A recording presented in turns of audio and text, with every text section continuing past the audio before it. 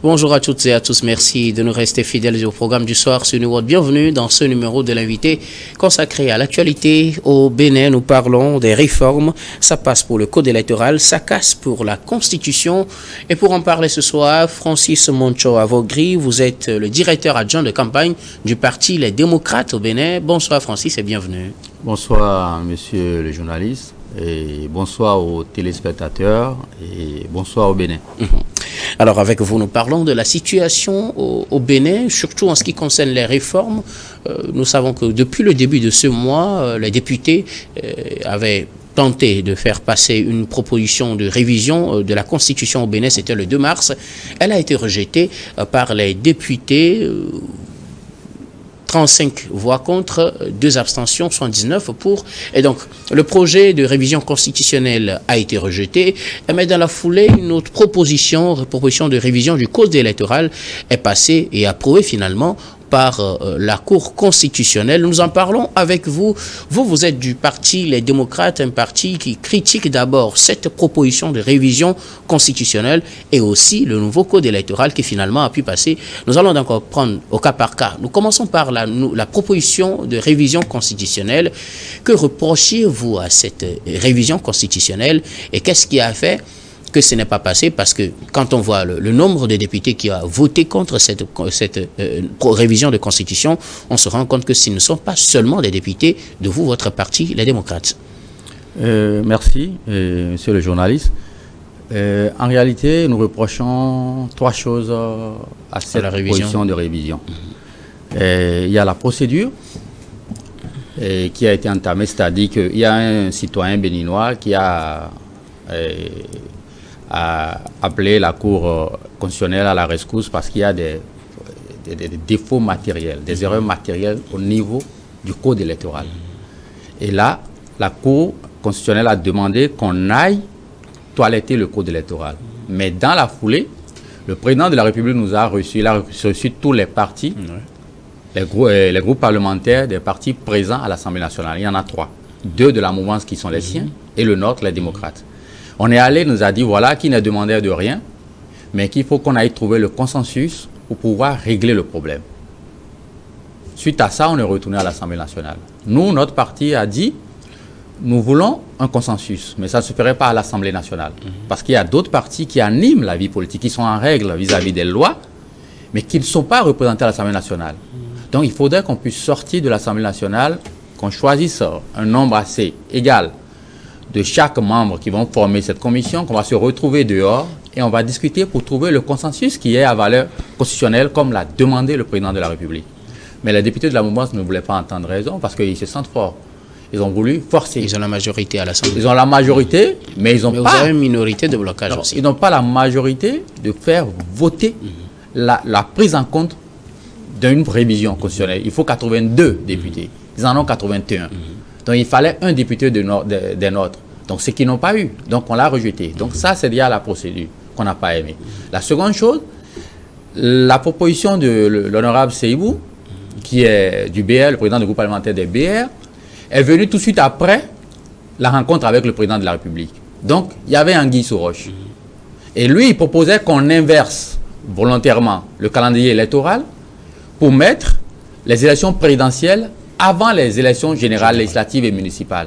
Qui normalement devaient avoir lieu en début d'année. En début d'année. Ce qui n'est pas normal, étant donné que le président de la République, pour pouvoir s'octroyer, se nommer pour son 2e et dernier mandat, il a dû augmenter... Pour se faire élire. Non, il s'est fait nommer. Il n'y a pas eu d'élection. Il faudrait qu'on appelle les choses par leur nom. Nous avions vécu quand même ces élections mais au Bénin en 2021. Vous savez, c'est le simulacre de ce qu'ils montrent comme démocratie. Okay, ils sont très fins vous dites et que ils essaient de faire passer auprès de la communauté internationale qu'il y a eu des élections. Il n'y a pas d'élection. Il n'y a pas eu d'élection parce que tous nos potentiels candidats sont en prison, dont Ricky Amadougou et Joël Aïbo. Mais Patrice Talon ne s'était pas présenté seul quand même à ces élections. Il s'est présenté seul. Il a choisi ses vis-à-vis pour pouvoir faire cette compétition. Il n'y a pas eu de compétition. Or, le jeu démocratique appelle à la compétition, qu'elle soit ouverte. Donc, la deuxième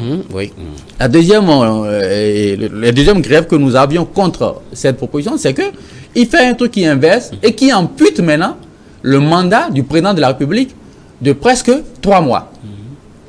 D'accord? Or, notre loi constitutionnelle dit bien sûr que il faut avoir fait un mandat en tant que tel. Ça veut dire que quand on enlève 3 mois du mandat, connaissant ceux qui sont en face, ils diront qu'ils n'ont jamais fait un mandat complet. Nous ne sommes pas quand même allés à l'école pour vendre des tomates. Même si on va les vendre, il faut les vendre en grand, pas en détail. Donc on a compris le jeu. Donc on a dit non, niet. Donc on a dit, nous, nos 28, on fait bloc, on ne donne pas le truc là. Mais s'ils veulent qu'on puisse le faire, sortons, comme l'a demandé le président, pour aller le faire. Ils ont refusé. Ils ont foncé tête baissée. Et nous, on a rejeté, tout simplement. Mais ils nous ont menacés qu'ils vont se venger. D'où la vengeance qui a eu lieu après sur le code électoral. Et vous avez vu, vous avez été témoin de ce qui s'est passé ce jour-là à l'Assemblée nationale. Alors, parlons toujours de cette révision de Constitution. Quel est le troisième greffe? Vous reprochiez, par exemple, la procédure et puis peut-être le timing, ce que le député a proposé en inversant l'ordre des élections, faire plutôt la présidentielle en janvier et peut-être venir aux élections générales après, 3 mois après, c'est-à-dire en avril. Quel est le troisième greffe que vous portez contre cette position? C'est l'atmosphère, c'est l'ambiance béninoise. Notre constitution, elle est sacrée. Depuis l'avènement du gouvernement de la rupture, on l'a piétinée. On l'a violée N fois. Et malgré le fait qu'ils l'aient violée, comme ils le veulent, ils ne respectent même pas leurs propres décisions. C'est-à-dire? C'est-à-dire quoi? Ils ont fait une constitution, eux-mêmes, qui dit, par exemple, qu'il faut nommer les membres de la Sénat. Mais ils ne respectent pas ça. Les nominations au niveau de la Sénat qui gère les élections dans notre pays répondent à un processus. C'est-à-dire il faut majorité, minorité, chef de file de l'opposition, d'accord, et magistrat. Ceux qui n'ont pas fait, nous sommes de la minorité. Et nous sommes en même temps l'opposition, chef de file de l'opposition. Donc nous devons avoir normalement 2 membres là-bas. Mais ils ont nommé des gens et ils disent que c'est un mandat impératif, qu'il ça finit dans 5 ans, qu'on ne peut pas changer. Sauf que eux, aujourd'hui, ils trouvent qu'on peut amputer le mandat du président, le premier d'entre nous. Mais on ne peut pas amputer le mandat des membres de la Sénat. Vous voyez comment il fonctionne? C'est une aberration. Et c'est quand même dangereux lorsque des élites se permettent de jouer à ce jeu avec des millions de concitoyens. Parce que, et je veux vous le dire, tous les problèmes dans les petits pays comme le nôtre, ce sont les problèmes électoraux. Lorsque vous faites de l'exclusion, ça entraîne des frustrations. Et les frustrations, ça fait gronder le pays et ça entraîne toutes les crises qui peuvent survenir après. Mais comme les présidents, ils sont tout puissants, ils ont l'armée avec eux, ils y foncent et ils imposent leurs réformes, en réalité qui ne sont pas des réformes, qui arrangent le peuple, mais qui arrangent que eux et leur clan. Donc ils imposent à coups de baïonnettes ou de mitraillettes leur réforme. Or, une réforme, qu'elle soit bonne ou pas, il faut faire adhérer la population. Il faudrait que vous avez une vision. Certes, vous êtes le président de la République, vous avez une vision. Mais ce n'est pas en l'imposant qu'elle passera. Il faut convaincre. Il faut faire adhérer la population, la majeure partie du peuple, pour que ta réforme puisse durer dans le temps. Mais on a vu que leur réforme de code, elle n'a même pas duré 4 ans. Le code est mort. Oui. Leur réforme de la Constitution, la révision de la Constitution qu'ils ont amenée, elle n'a même pas duré 4 ans. Il est mort, il faut la changer. Ça veut dire qu'ils ne font pas des réformes. C'est ça qui est dramatique chez nous. Alors, il y a un problème généralement. On soupçonnait le président Patrice Talon de vouloir, à partir de ces révisions, soit de la Constitution ou du Code électoral, pouvoir se maintenir au pouvoir. Le président a fait plusieurs sorties finalement pour donner clairement sa position. Vous l'avez dit tout à l'heure, quand il a rencontré les délégués des partis, il a dit qu'il n'est demandeur de rien. Alors, que craignez-vous? Puisque même dans la révision de la Constitution, telle que proposée, il y avait ce fameux article qui permettait de verrouiller en tout cas le nombre de mandats et ça, la révision apparemment ne proposait pas de toucher à cet article-là. Alors que craignez-vous si Patrice Talon ne pourrait pas s'éterniser au pouvoir? N'est-ce pas une ouverture donnée à tout le monde de pouvoir tenter sa chance? Vous savez, depuis 8 ans, ils nous ont habitués à être des Maradona. C'est-à-dire? À tricher. Je ne sais pas si vous comprenez ce que je veux dire. La main de Dieu, c'est la triche. La main de Dieu pour le fameux but. Donc, ils nous ont habitués à des Maradona à tricher. Et à promouvoir et légaliser des contre-valeurs morales et sociétales. Donc, la suspicion s'est installée. Et quand il y a suspicion... Même si l'élément palpable de suspicion n'est pas concerné? C'est concerné. Parce que comment un président qui dit qu'il n'est demandeur de rien, le président de son groupe parlementaire va déposer une révision de la Constitution et va amputer cette révision de la Constitution-là, son mandat à lui, de 3 mois, s'il n'est pas partant. S'il n'est pas partant. Donc toi, tu es président de la République, moi je viens proposer une révision où j'ampute ton mandat de 3 mois, sans te demander ton autorisation, sans que tu sois d'accord. Donc, nous on a compris le jeu. Ça dit quoi? Durant ces 3 mois qu'on va amputer, on dira que le mandat n'est pas stricto sensu fait. Donc il n'a pas fait les 5 ans. Donc il peut être encore candidat à une élection présidentielle. Donc le risque était grand de laisser passer cette affaire. Donc on l'a rejeté, purement et simplement. Et aucun des Béninois n'en voulait. Vous prenez les 13 millions d'habitants des Béninois, en âge de parler, de réfléchir, ils te diront qu'ils n'étaient pas pour réviser notre Constitution une dernière fois par eux. Parce qu'ils ont montré leur incompétence, ils ont montré leur irresponsabilité vis-à-vis de cette Constitution qu'ils ont eu à réviser tout seuls en 2019, mais qui n'a pas tenu 4 ans. C'est quand même dommage. Alors, l'autre aspect, c'est que malgré le blocage de cette proposition de révision constitutionnelle, il y a un autre qui est passé, c'est la révision du code électoral. Comment cela s'est-il passé pour qu'on arrive à bloquer quand même la révision de la Constitution, mais qu'on ne bloque pas le code électoral? D'abord, ce qui s'est passé concernant le code électoral, laissez-moi vous dire que c'est un coup d'État institutionnel. Parce que votre voix n'a pas suffi, non, ou bien parce que c'est un coup d'État effectivement institutionnel, un coup parce d'État. que Expliquez-vous. Le président a demandé d'aller trouver un consensus. Vous savez, il faut pouvoir lire dans nos faits. C'est pas ce qu'on dit qui compte, c'est ce qu'on fait qui est le plus important. Le président demande à son groupe parlementaire et à ses groupes parlementaires, aux groupes parlementaires, les démocrates de l'opposition, allez vous entendre trouver un consensus. Mais il faut rentrer un code électoral, une proposition de toilettage du code électoral, où il verrouille tout ce qui peut entraîner la liberté du suffrage, la liberté de parrainer. Il verrouille tout ça. Et il corse même. On reviendra tout à l'heure sur ces détails-là. Alors, comment ça s'est fait que c'est passé? Normalement, pour faire voter une loi ordinaire simple, il faut la majorité simple. Or, pour faire voter l'acceptation d'un dossier de révision de constitution, il faut une majorité de 82 qui accepte le dossier. C'est-à-dire que les 4 sur les 109 et 5e, pour le faire passer, pour le faire passer, il faut les 4 5e. Mais ils n'ont pas les 4 5e. Il faut prendre nécessairement un député chez nous pour faire le nombre 82, mais ils ont 81. Donc c'est pour ça que ça ne va pas passer. Mais d'ailleurs, ça même, ils ont eu 79, parce qu'il y a, ça veut dire qu'il y a un même d'entre eux qui n'a pas voté pour. Et il y a 2 qui se sont abstenus également. Oui. Pour la révision de la Constitution. Oui, c'était un simulacre, on n'avait pas besoin, on n'avait pas besoin qu'ils ils ont fait ça exprès. C'est un simulacre pour montrer qu'ils sont patriotes, pour s'attirer. Il y a même un des députés qui a eu à dire qu'ils ne vont pas laisser cette gloire au Parti des démocrates d'avoir bloqué la révision. Parce qu'ils ne veulent pas laisser le regain électoral au Parti des démocrates.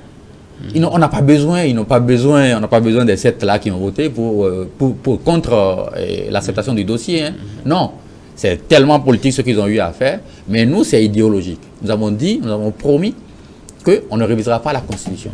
Donc on a travaillé pour pouvoir bloquer ça. Donc on l'a bloqué, c'est simple. Et donc pour le code électoral, c'est passé à la majorité simple. Oui. Ce code électoral, vous vous attendiez à ce que la Cour constitutionnelle rejette la conformité de ce code au principe constitutionnel du Bénin.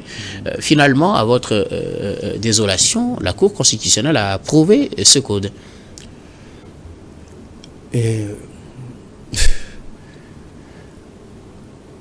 Je ne sais pas si nous avons une Cour.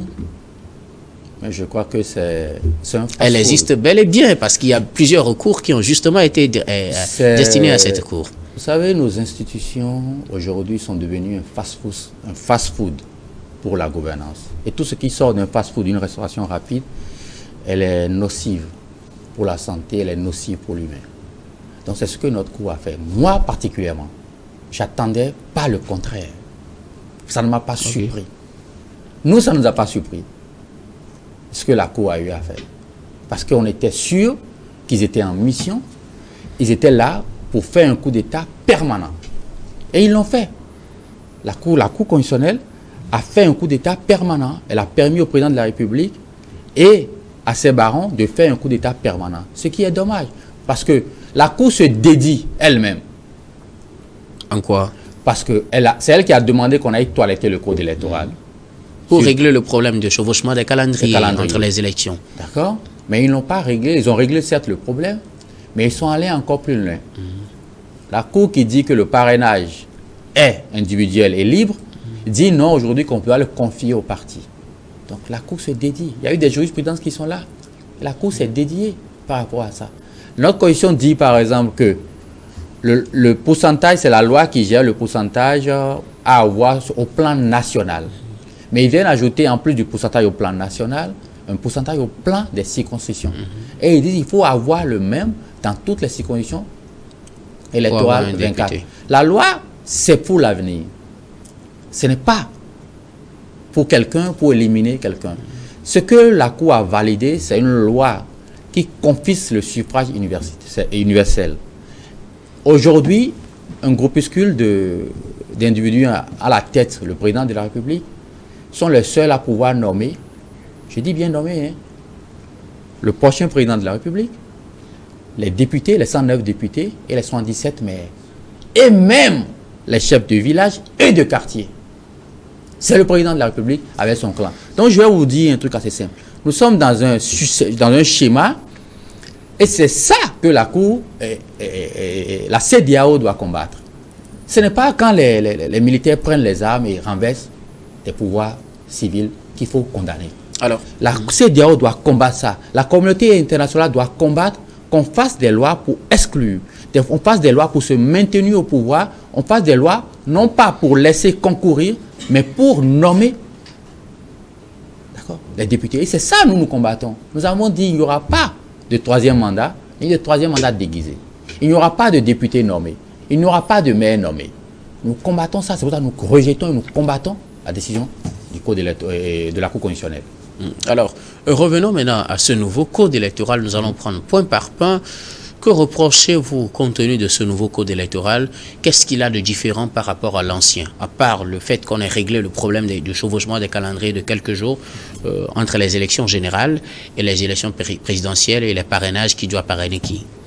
À part cela, qu'est-ce que cela comporte de nouveau et qui ne vous plaît pas? La première chose, c'est que les dates de dépôt des candidatures. Tout le piège est là.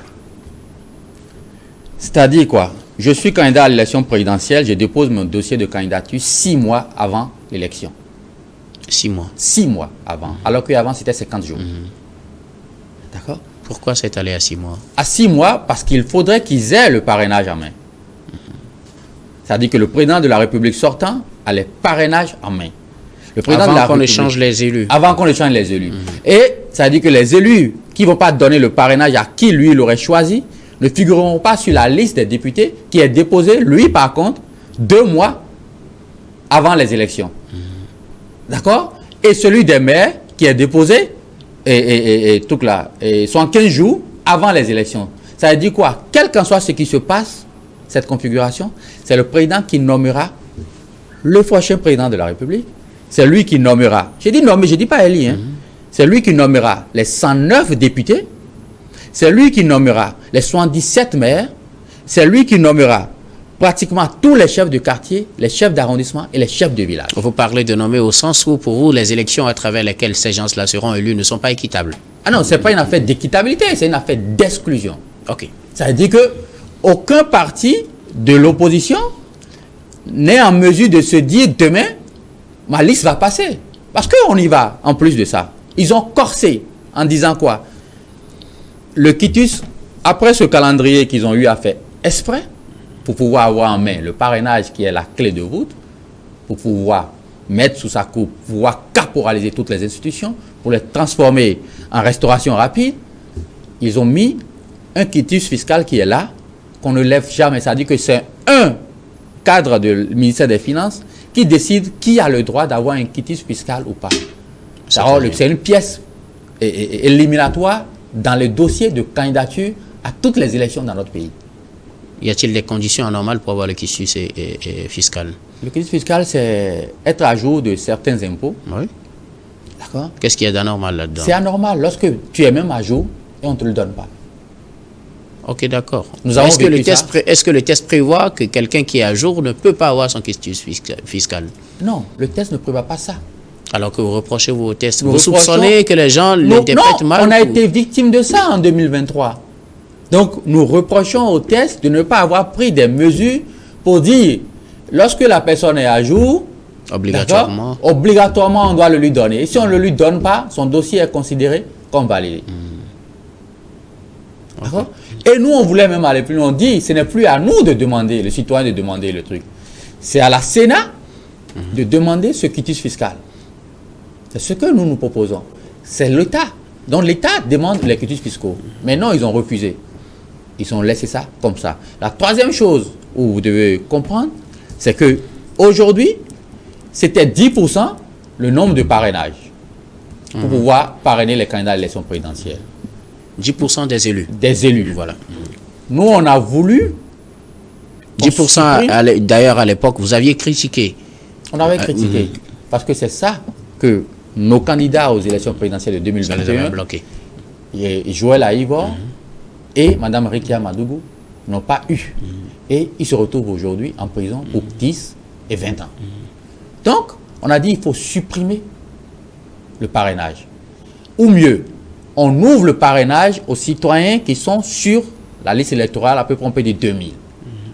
Ce n'est pas seulement, exclusivement les élus. On dit, si tu n'as pas d'élus, tu as au moins des citoyens. Mais non, aujourd'hui, ils refusent carrément ça. C'est-à-dire ils ont haussé même le pourcentage pour le ramener sur le fil du rasoir. Nous avons 28 députés. Ils l'ont ramené à 15%. Les 15% font 28 députés. Nous n'avons aucune réserve possible pour pouvoir dire, en cas de défaillance d'un de nos candidats, de nos parrains, qu'on puisse avoir une réserve pour pouvoir le remplacer. Nous n'avions pas. Et ils mettent derrière, étant donné qu'un de leurs partis serait aussi dans la difficulté de pouvoir avoir le nombre de parrains, qu'est-ce qu'ils ont mis? Ils ont mis derrière un accord de gouvernement, un accord législatif. Alors que notre propre constitution interdit les coalitions de partis. Quel accord législatif vous pouvez avoir ou bien un accord de gouvernement, la mouvance et l'opposition peuvent avoir? Aucun. Aucun. Nous interdisons la coalition de partis. Alors pourquoi ils déguisent, ils disent accord de gouvernement? Ils utilisent toutes les synonymies possibles pour embrouiller le peuple. Mais nous sommes en éveil et nous appelons la communauté internationale à venir leur dire il faut une relecture de ce code électoral. Parce qu'on n'ira pas aux élections avec ce code électoral. Alors justement, que comptez-vous faire? Puisque, comme je le disais en introduction, la Cour constitutionnelle a validé ce code électoral, l'a jugé conforme donc au principe constitutionnel du Bénin. Le code a été validé. Qu'allez-vous faire finalement? Mais nous allons continuer à faire des recours. Le peuple est souverain. Je vais vous le dire de manière assez grave. Tous les problèmes que nous avons au Bénin aujourd'hui, c'est entre 8 et 10 personnes. La Cour constitutionnelle, toujours, qui a inventé le certificat de conformité, c'est 7 membres. D'accord? Qui ont permis qu'on tue en 2019, qu'on tue en 2020, qu'on tue en 2021, qu'on emprisonne et qu'on mette en exil. Toutes les fois que nous avons ces faits sont reprochés à des gens de votre parti. Rien n'est reproché, c'est des éléments fallacieux. C'est des accusations fallacieuses. En tout cas, la justice leur reproche ces faits-là. Laissez-moi finir. Nous avons tout le temps eu à peu près 8 à 10 personnes qui mettent en danger la vie de 12 millions de citoyens à chaque fois. Mais ce que je veux leur dire, c'est une promesse. Ce ne sont pas des menaces. Ils vont répondre de leur irresponsabilité. Tôt ou tard, ils répondront de leur irresponsabilité. Parce qu'on ne peut pas jouer autant avec la vie des citoyens. Ils ne peuvent pas, à cause de l'argent, vendre leur intelligence. D'accord? Et mettre en danger la vie de la population. C'est dangereux ce qu'ils font. C'est toujours 8 personnes. Le ministère de l'Intérieur qui demande à l'armée de venir tirer sur les gens et tout. L'armée est là pour le maintien de l'ordre. Elle n'est pas là pour le maintien de l'ordre parce qu'elle ne maintient aucun ordre durant les élections. D'accord? Elle a tué en 2019, elle a tué en 2020, elle a tué en 2021. Les preuves sont là. Il faudrait qu'on se dise la vérité. Je suis citoyen béninois. En tout cas, officiellement, ce qui est reproché, ceux à qui on le reproche, c'est des gens qui sont en prison et des gens qui sont proches de votre parti. Vous l'avez cité tout à l'heure. Alors, peut-être chaque parti aurait peut-être ses raisons d'accuser l'un ou l'autre, mais officiellement, pour les tueries, on reproche plutôt des choses à l'opposition. Mais qu'est-ce qu'on reproche à l'opposition? Ils n'ont même pas pu emporter les preuves. Et pourtant, la justice a tranché à leur faveur. Les preuves. Donc, je dis, c'est 8 à 10 personnes. Parmi ça, il y a toute une corporation qui sont des magistrats. Ils sont des magistrats. C'est eux qui mettent en danger ce pays. Parce qu'au lieu de dire le droit, ils viennent dire leur ventre.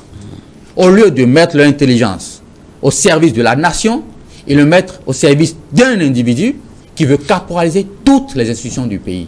La démocratie, ce n'est pas ça. Ils ont confisqué aujourd'hui, ce que la Cour constitutionnelle a eu à faire, la nuit du 14 au 15, c'est qu'elle a confisqué le suffrage universel. Aujourd'hui, au Bénin, ce ne sont plus les populaires, les Béninois qui élisent le président, qui élisent le député, qui élisent leur maire, qui élisent leur chef de quartier, chef de village. Non, c'est un groupuscule qui décide qui sera le prochain président, qui seront les 109 députés, qui seront les 77 maires, et ainsi de suite, ainsi de suite.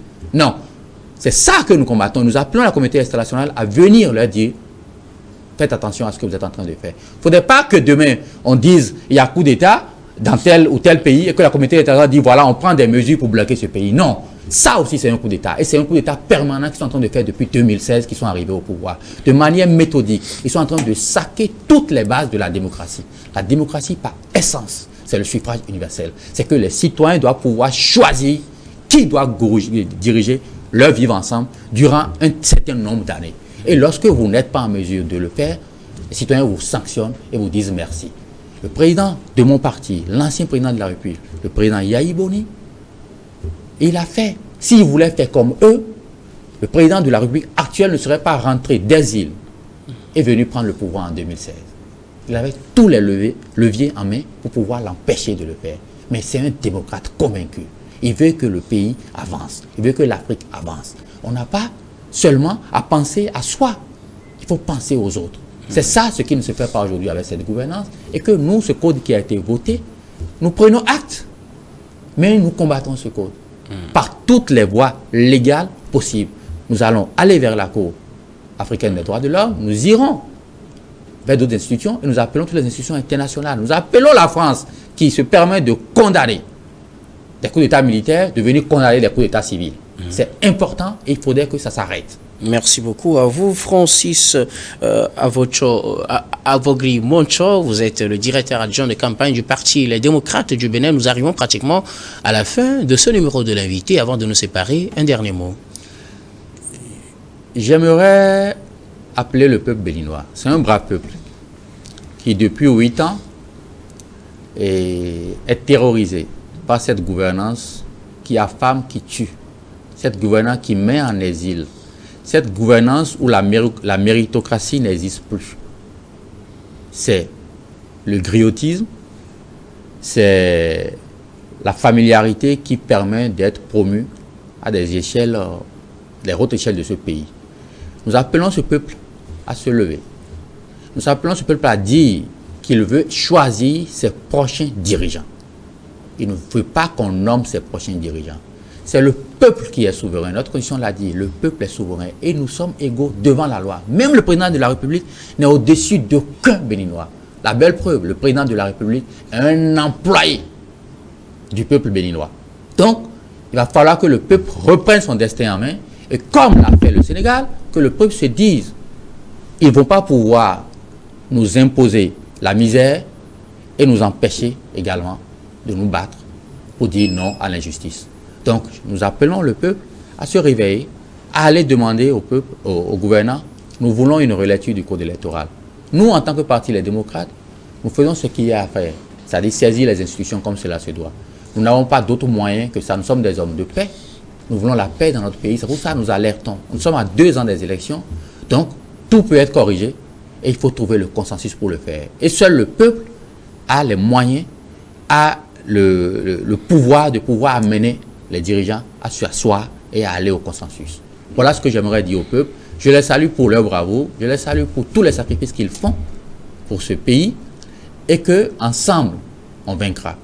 Merci. Merci beaucoup à vous, Francis Avogri Moncho. Vous êtes le directeur adjoint de campagne du Parti Les Démocrates du Bénin. Merci beaucoup d'avoir répondu à notre invitation. Merci également à vous, très chers téléspectateurs, de nous avoir suivis. C'est la fin de ce numéro de l'invité. Je vous retrouve tout de suite dans le programme du soir et ce sera d'un regard croisé.